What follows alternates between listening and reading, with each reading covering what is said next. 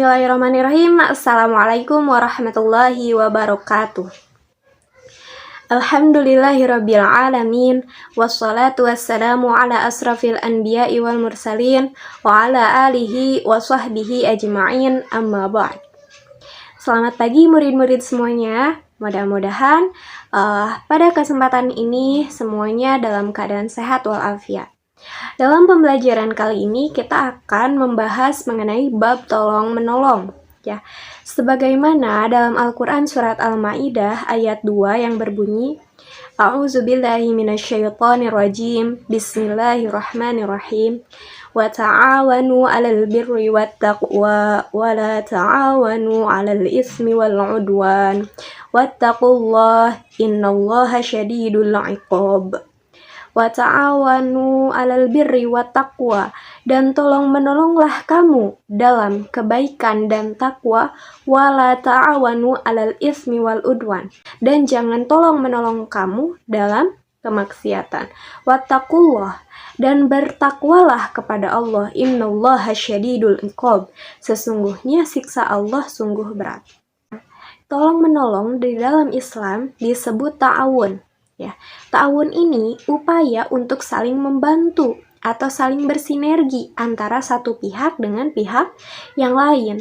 Nah, tolong menolong dalam Islam ini merupakan sikap saling membantu yang tentunya untuk meringankan beban orang lain. Dapat berbentuk bantuan, tenaga, waktu, ataupun bahkan dalam bentuk uang, ya. Bahkan di dalam kehidupan sehari-hari, khususnya di lingkungan keluarga kita, misalnya ibu kita sedang mencuci pakaian. Lalu ini nih ya, mungkin murid-murid yang perempuan, selain merupakan kewajiban untuk membantu, itu pun merupakan salah satu contoh untuk menolong orang tua. Nah, bahkan Rasulullah SAW dalam hadisnya yang diriwayatkan oleh Muslim bersabda, Allahu fi aunil abdi makana al-abdu fi auni akhihi. Allah senantiasa menolong hambanya selama hambanya menolong saudaranya. Nah, bisa kita simpulkan, jika kita menolong teman kita, apalagi menolong orang tua, menolong orang yang sedang kesusahan, nah, balasannya pun oleh Allah akan ditolong juga. Hal jazaul ihsan illal ihsan. Tidak ada balasan yang baik kecuali kebaikan pula. Ya, tertuang dalam surat Ar-Rahman. Ya. Nah, dalam tolong menolong pun ada beberapa etika. Nah, kita harus memperhatikan etika ini, jangan sampai kita niatnya menolong kepada teman kita, tetapi teman kita malah justru berbalik tersinggung kepada kita. Nah, tolong menolong nih, ada etikanya. Pertama, kita harus dilandasi oleh keikhlasan. Nah, tolong menolong itu harus ikhlas, jangan sampai nanti diungkit-ungkit.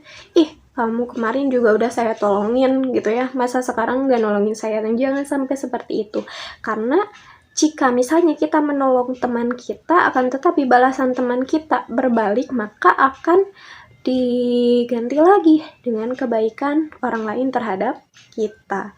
Ataupun mungkin jika ada orang yang kita tolong nih, tapi dia malah berbalik jahat kepada kita. Nah, mungkin Allah sedang menguji kita. Mungkin kata Allah, ikhlas nggak ya nih orang untuk menolong temannya. Nah, bisa jadi seperti itu ya. Lalu etika tolong menolong yang kedua, menolong dengan sesuatu yang baik. Misalnya nih, ada orang, nah seseorang itu bersedekah, akan tetapi sedekahnya itu didapat dari uang yang dapat ngebobol misalnya dari mana, atau ngambil uang orang tua tanpa seizin orang tua. Nah, itu salah juga ya murid-murid semuanya, karena kalau misalnya kita mau infak sedekah, ya berarti dari uang kita sendiri yang didapatkan dari jalan yang halal. Nah, etika tolong menolong selanjutnya yaitu dengan cara dan sikap yang baik. Nah, tadi itu ya, misalnya kita menolong teman, harus dengan cara dan sikap yang baik, jangan sampai diungkit-ungkit. Nah, terus etika selanjutnya itu kalau kita mau menolong sama orang lain, tidak boleh membeda-bedakan. Ya, misalnya dalam satu kelas nih, jadi nolong ke teman, ida dia mah dekat gitu ya, ida dia mah itu mah geng itu, geng ini mah geng ini. Nah, jangan sampai seperti itu.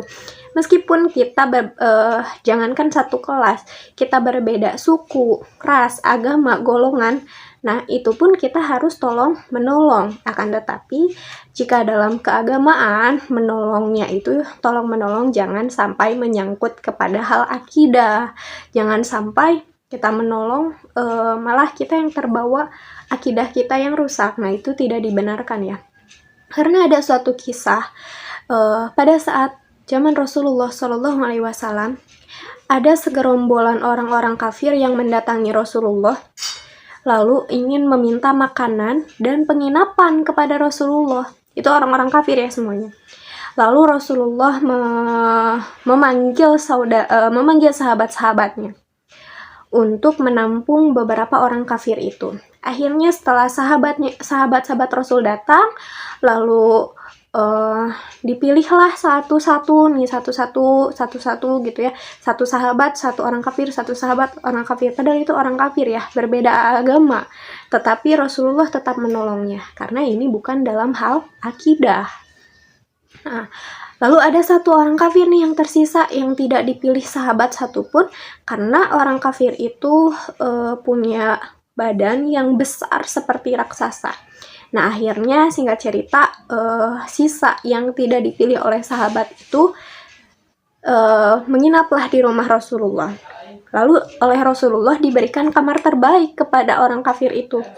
Nah, setelah menginap di rumah Rasulullah, sama Rasulullah dijamu oleh semua jamuan yang baik. Bahkan Rasulullah mempunyai 7 ekor kambing. Lalu susu hasil dari 7 ekor kambing itu diberikanlah kepada orang kafir itu. Dan ternyata semua makanan Rasulullah, semua susu kambing itu habis tanpa orang kafir itu menyisakan kepada Rasulullah dan keluarganya. Lalu, tapi Rasulullah menerima dengan lapang dada. Tidak, kan kalau kita, ini orang teh gitu-gitu ya. Enggak ya, kalau Rasulullah enggak seperti itu. Lalu karena kekenyangan mungkin ya singkat cerita tidurlah orang kafir itu. Nah, setelah tidur lalu dikuncilah oleh pelayan perempuan karena kan takutnya mengganggu kepada yang lain, dikunci. Nah, karena pintu sudah terkunci, di tengah malam orang kafir itu ingin buang air besar. Tidak bisa keluar, alhasil terkunci di dalam kamar. Karena tidak kuat, mungkin dia, jorok sedikit mungkin ya, dia buang air besar di selimut yang diberikan oleh Rasulullah. Lalu saat pagi-pagi, saat dibukakan pintu oleh Rasulullah, karena orang kafir itu malu dan ingin menjaga harga dirinya, lalu ia pun pergi tanpa pamit dan berterima kasih kepada Rasulullah. Lalu karena mulianya sifat Rasulullah, tauladan kita semuanya, oleh Rasulullah dibersihkanlah selimut yang berisi BAB bekas orang kafir itu. Bahkan para sahabat pun yang melihatnya, Rasulullah, ya udah sama saya aja, kata sahabatnya gitu ya. Tapi kata Rasulullah, tidak usah, sama saya aja gitu. Nah, karena orang kafir yang tadi itu buru-buru karena malu, ternyata ada satu barang yang tertinggal, yaitu jimat orang kafir berupa berhala kecil mungkin ya, berhala kecil. Nah, saat kembali lagi melihat Rasulullah sedang membersihkan semua bekas kotoran dia pun menangis dan ya maksudnya ada manusia seperti ini yang tidak marah ketika makanannya dihabiskan, ketika semua, bahkan ketika saat itu pun Rasulullah rela untuk membersihkan kotorannya. Lalu dari situ akhirnya orang kafir yang bertubuh besar seperti raksasa itu akhirnya masuk Islam. Lalu kata Rasul, sambil menangis ia masuk ke Islam ya. Lalu Rasulullah SAW bersabda, tangisan dan penyesalan akan membersihkan kejahatan. Nah, bisa kita tarik kesimpulan ya. Jadi tidak memilih kepada siapapun kita untuk menolong. Selagi kita bisa, selagi kita mampu, maka kita harus menolong kepada sesama muslim. Lalu ada manfaat tolong menolong. Nah, manfaatnya pertama, kita dihormati dan dihargai oleh orang lain. Tentu saja kalau misalnya kita menolong orang lain, ya pasti itu kita akan, maksudnya bukannya untuk gila hormat ya, cuman kan orang-orang pasti pada segan gitu ya kepada kita. Nah, lalu meningkatkan rasa syukur. Nah, ya Allah, ada orang lain loh yang lebih di bawah kita yang minta tolong bantuan kita. Berarti kita harus bersyukur. Ya, jangan, maksudnya kan kalau kita bersyukur kan harus melihat ke bawah, jangan melihat ke atas.